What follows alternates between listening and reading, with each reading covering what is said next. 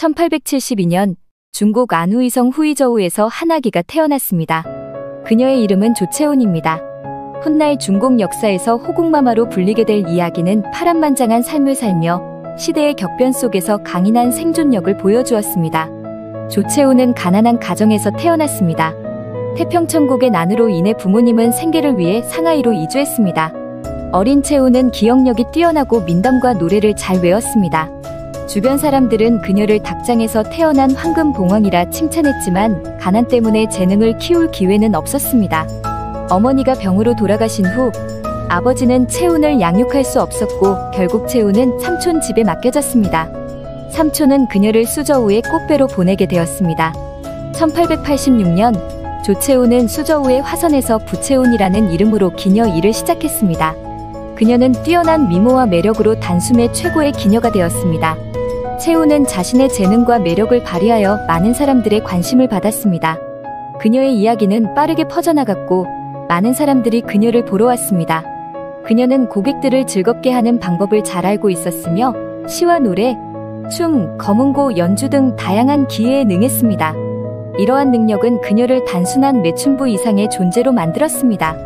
많은 이들이 그녀를 보기 위해 찾아왔고 그녀는 화선에서 가장 인기 있는 기녀가 되었습니다. 조채훈은 수저우에서 기녀로 활동하면서 세그마라는 이름을 사용하기 시작했습니다.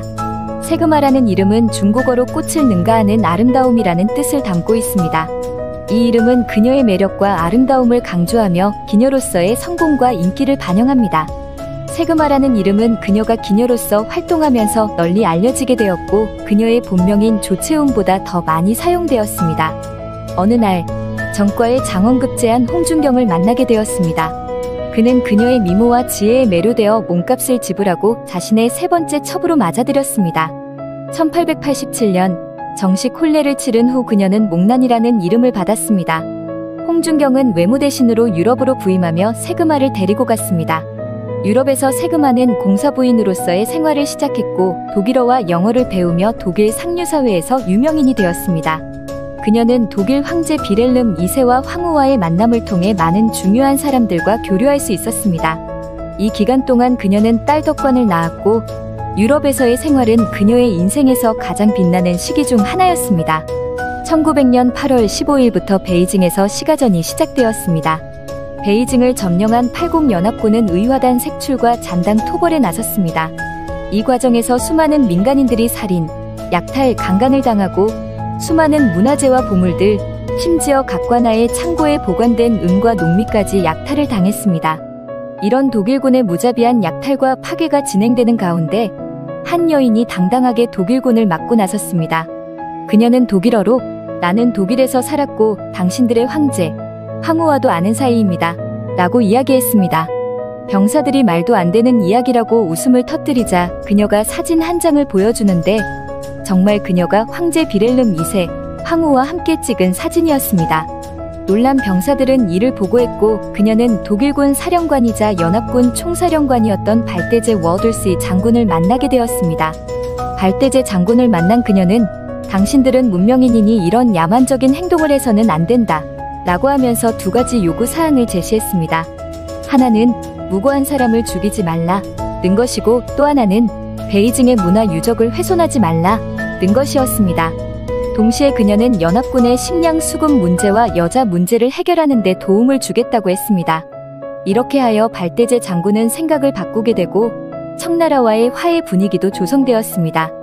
당시 베이징은 지옥이라 불릴 정도로 엉망이었는데 여인 혼자의 힘으로 연합군의 더 큰 약탈과 파괴를 막고 민중들을 물과 불 속에서 구해낸 것입니다.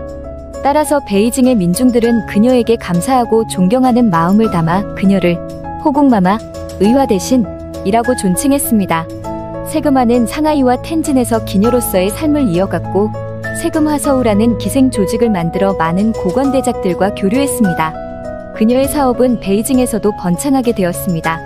그녀의 사업은 번창했지만 항상 그녀를 시기하는 사람들도 많았습니다.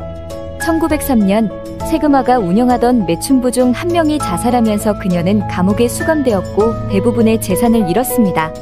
이후 여러 번 결혼과 이혼을 반복하며 상하이와 텐진을 오가며 생활했습니다. 세그마는 말년의 가난과 외로움 속에서 생활했습니다.